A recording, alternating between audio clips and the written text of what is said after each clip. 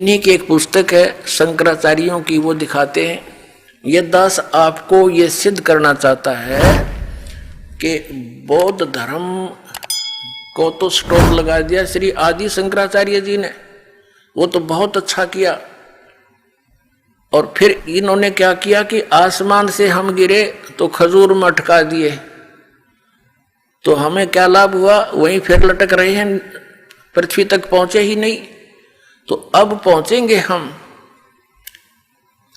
अब देखिएगा, ये आदि शंकराचार्य जी द्वारा लिखे गए 5 ग्रंथों का एक समूह है। इसका नाम लिखा है शांकर पंचम। आदि शंकराचार्य विरचित है, पंच ग्रंथानाम संग्रह। आद्य शंकराचार्य द्वारा 5 ग्रंथों का संग्रह इसके अंदर है, इसलिए शांकर पंचम इसका नाम रखा गया है। ये आदि शंकराचार्य थे। और इसका अनुवाद किसने किया है? जगत गुरु शंकराचार्य श्री स्वरूपानंद जी सरस्वती महाराज द्वारा किया गया, व्याख्याकार इसके अनुवादक हैं। ये केवल अनुवादक हैं। और ये कहाँ से छपी है ये देखिएगा। ज्योतिष पीठाधीश्वर द्वारका पीठाधीश्वर जगत गुरु शंकराचार्य श्री स्वरूपानंद सरस्वती स्वामी पादही प्रणीतया शंकर सप्रिया हिंदी टीका सहित। प्रकाशक है शारदा पीठ, प्रकाशनम द्वारका जामनगर गुजरात 361-335 इसका कोई नंबर कोड नंबर होगा। ये यहाँ से छपी है। श्रीमाता कंप्यूटर्स प्राइवेट लिमिटेड 20/7/125 केदार घाट वाराणसी, ये इनके दूरभाष नंबर। इसके 135 पृष्ठ पर दिखाते हैं आपको। ये है 135 पृष्ठ, नीचे इसके पृष्ठ नंबर संख्या रखिए।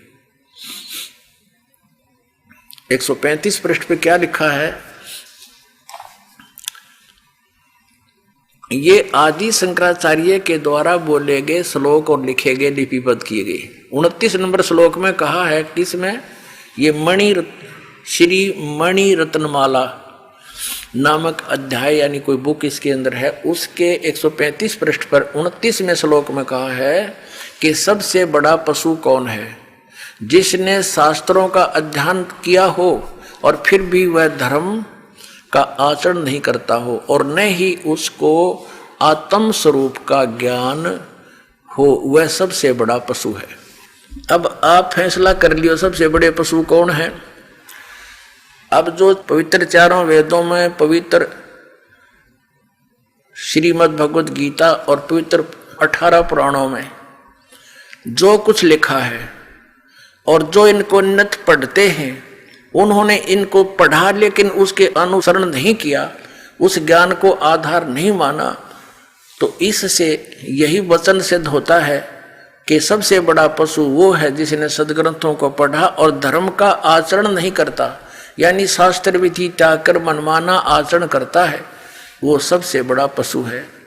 और इनका जो ज्ञान है, अब हम प्रसंग पर चल रहे हैं कि आदि शंकराचार्य जी ने, ये तो अभी तक दास ने आपको ये बताने की चेष्टा की है कि हमारे लिए कौन से सदग्रंथ हैं जिनको हम आधार मानकर अध्यात्म ज्ञान को समझें, सुलझाएं।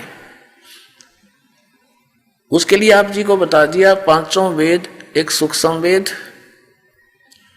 और 4 वेद, ये वेल नोन आपके पास हैं ही।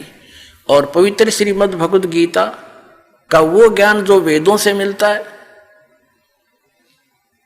और साथ में 18 पुराणों का केवल यही सहयोग लेना है कि जो परमेश्वर ने 600 वर्ष पहले बोला था और आज वो पुराणों में लिपिबद्ध है। बस इतना काम है इन पुराणों से हमारा, और ज्यादा लिंक नहीं है इसमें। कुछ भी जो कुछ भी घटनाएं हैं वो सत्य हैं या असत्य हैं, इससे हम कोई संबंध नहीं रखेंगे। हमारा इन पुराणों को केवल इसलिए प्रमाण रूप में लेना पड़ेगा कि 600 वर्ष पहले परमात्मा ने सूक्ष्म वेद में ये जानकारी दे रखी थी कि ब्रह्मा विष्णु महेश नाशवान है, इनकी जन्म मृत्यु होती है। और इन ब्रह्मा विष्णु महेश के माता और पिता का भी ज्ञान करा रखा है। धर्मदास ये जग बोरा न कोई न जाने पद निर्वाणा। यही कारण मैं कथा पसारा सबसे कहिए वो राम।